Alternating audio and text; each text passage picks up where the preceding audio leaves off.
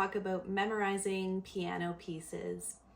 When I was a young piano student and I had to prepare a piece to perform for memory, oftentimes I would repeat the piece over and over again, hoping that eventually with repetition that it would stick in my memory and I would be able to perform it flawlessly. And I found that that wasn't always very effective for me. As soon as I had a little bit of pressure, maybe I was recording myself playing, or I was performing for someone else or for an audience, my mind would start to wander a little bit, and that muscle memory, that repetition would ultimately fail me.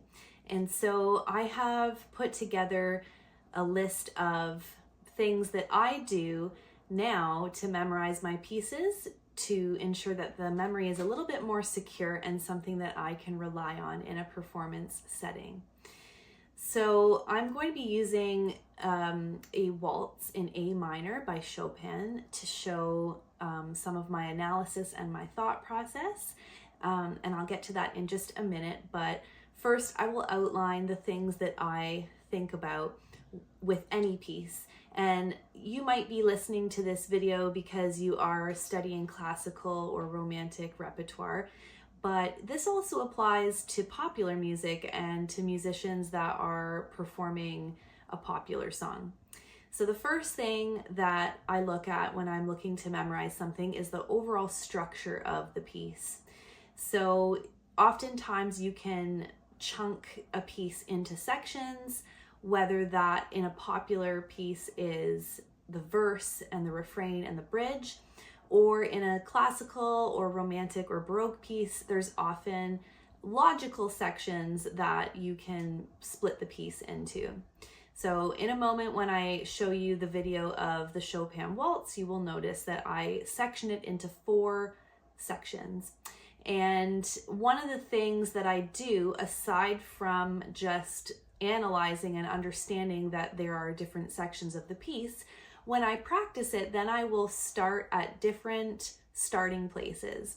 So if my piece is split into 4 sections, I will treat each of those starting places as a place that I can have sort of an anchor for my memory. So if I begin in section 1 and I start to slip up and have some mistakes, I can easily sort of jump on to that next anchor place or that next starting place to help move the piece along and not just sort of stop and say, whoa, sorry. So in addition to that, I also will start at the end and work backwards. So I'll drill the 4th starting place and then the 3rd starting place and then the 2nd and then the 1st. A lot of times when we're practicing a certain piece, we will begin at the very start, which can be great because we need a strong start. But then what happens is over time, that last bit gets neglected a little bit. So in order to make sure that every starting place is just as strong, I would kind of work backwards and start at the last section and going backwards. The next thing that I look at is any major changes that happen in the piece. So sometimes there's a big shift harmonically, or the section opens up with a completely different melody, things like that. I will make note of that in my analysis. Then I look at the harmonic structure. So whatever chords are happening in each bar, I will mark them down and sort of understand what's happening harmonically with the chord progression.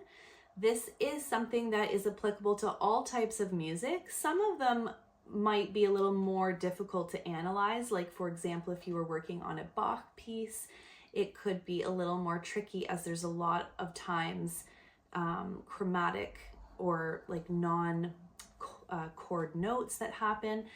But in a popular song, these would be very logical shifts.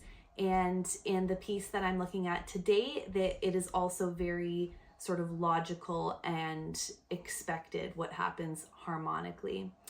So I sort of run through the piece and I'll do a little harmonic analysis. And then when it comes to the melody, I will look at intervals and when there is stepwise motion in the scale versus when there are larger leaps that happen. And so in order to do some of this, you do need to have a pretty solid understanding of music theory.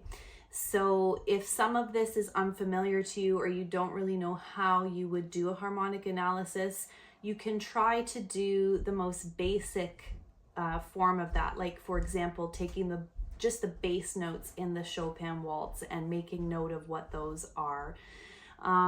So you can check out some of my other videos on music theory if you want to have a better understanding of some of those concepts. Otherwise, we'll go through the Chopin waltz right now, and I will talk a little bit about specifically what I analyzed to help with the memory. I start my analysis by writing all of the chords under each bar. I'm looking at both the bass note and the chords that follow, and I'm considering what chord could these notes make in the key of A minor. After that, I go back to the beginning and I look at the melody. I'm looking for things like notes moving in stepwise motion and any large intervals that happen, and I make note of the specific intervals as I go. I also use directional arrows to show what direction the melody is going in and if there's any change in direction as well. I've also marked in some important places in the score where the melody really changes or there's a big change in the harmonies. And then finally, I'm looking for those larger chunks, those sections that I can use as my anchors and my starting places when I'm working on the memory. So I hope you found some of those tips and tricks helpful. Maybe you're working on the Chopin waltz that we looked at today, or maybe you're working on something completely different. So let me know in the comments if you found this video to be helpful. And if you're going to apply some of these concepts to another piece, I'd love to hear what you're working on. You can like and subscribe to my channel to be notified for the next videos that come out. I post things about music theory, about songwriting, piano technique, and singing. So thanks for listening, and we'll see you next time.